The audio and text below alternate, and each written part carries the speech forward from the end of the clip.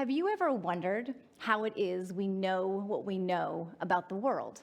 Why is it, for example, that we can send a mass spectrometer thousands, millions, how many miles? So many miles into space to land on Mars.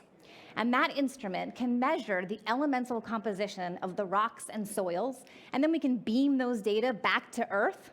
And we've been doing that since the 1970s. Or think about the fact that we can send a submersible down to the bottom of the ocean, and it can float around and beam back video of beautiful ocean creatures. And scientists can sit at their desks and look at it, and you and I can sit on our computers and watch the scientists ooh and ah over the beautiful new creature that they found. We all know that science and technology are intimately linked. And when we have technological advances, we also have scientific advances. However, access to technology is not equal. And there are many people who don't have access to all of the amazing technological resources that some people have. This is a problem. It's a problem that wakes me up at night. It's a problem that gets me up at 3 a.m. sometimes. It's a problem because we know from lots of different studies that having a diverse group work on a project ultimately results in the best results. But if we are using technology and the cost of technology as a gatekeeper to who can ask and answer scientific questions, then we are not getting the entire view of the world that we should have. My passion is for coastal ecosystems, and I kind of want your passion to be for coastal ecosystems too. So let's give you a few facts so that you can just keep them in your back pocket, okay? We are a coastal civilization. Why is that? Well, because we rely on coastal ecosystems and we have done so for millennia. And if we have any hope of dealing with climate change, then we're gonna need coastal ecosystems now more than ever. Over 3 billion people live within 100 kilometers of the coast, with 1 billion of those people living just 10 meters above the high tide line. Coastal ecosystems are profoundly important for our global economy, and each year they add somewhere between $3 and $6 trillion to that economy. We rely on coastal ecosystems for nutrition. Nutrition from finfish and shellfish. In the US alone, 85% of the fish that we eat comes from coastal ecosystems. And of course, we enjoy them because we like to recreate there. Kayak, swim, surf, walk along the beach with your loved one. We also, many of us, have deep cultural and spiritual connections to the ocean through coastal ecosystems. Are you convinced yet? Maybe? Okay. There are other benefits that you may not be familiar with that are profoundly important, especially now. Many of the coastal ecosystems that we need do wonderful things like protect people from storm surge.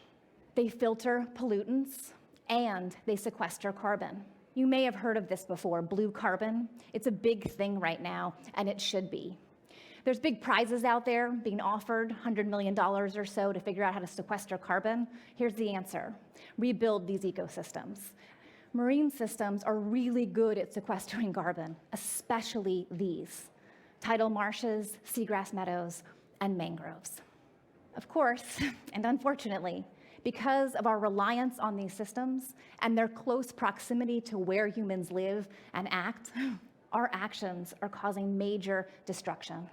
I'm going to give you some depressing numbers. We have lost over 50% of our mangroves. We have lost up to 65% of our seagrass meadows and up to 80% of our tidal marshes. So all of those amazing benefits, from habitat for fish that we depend on for nutrition and the economy, to storm surge protection and blue carbon, get lost when we destroy these ecosystems. Are you feeling a little depressed? It's okay. There's a way out. The way out is to figure out how we can best manage and protect them. And the neat thing is, we think that we can couple the management, protection, and restoration of these ecosystems, the restoration of all the many benefits they provide, including the sequestration of carbon, to that first problem that I mentioned, by increasing access to technology in a novel way. I am leading a group with colleagues at Boston University and Harvard University to radically change how we approach coastal ocean research. Our goal is to develop a novel sensor suite, but it's not just about developing a novel sensor suite. It's about taking that technology and putting it into the hands of more people.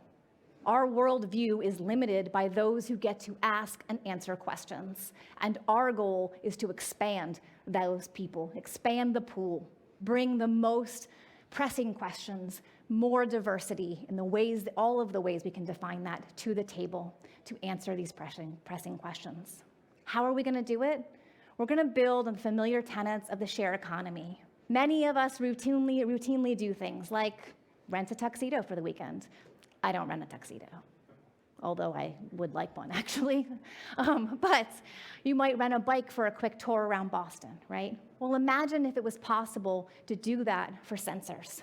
That's our goal. We're going to leverage the very best we can from the share economy.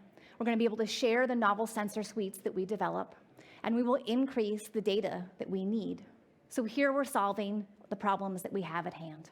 We're going to increase who is asking and answering questions, increase access to the scientific enterprise. We will collect more and better data on spatial and temporal parameters that we need to build better predictive models so that we can build a sustainable future for coastal ecosystems. Those models and those data can also help inform how to make the best management and policy decisions for the restoration of these coastal ecosystems. By restoring coastal ecosystems, we can continue the partnership that humans and the coast have had for millennia. I strongly believe that the future of coastal ecosystems is also the future of humanity. And our path forward, our sustainable path forward, is to improve how we take care and manage these systems. It would be wonderful if you would like to learn more and join us. Please come to coastalocean.org. Thank you very much.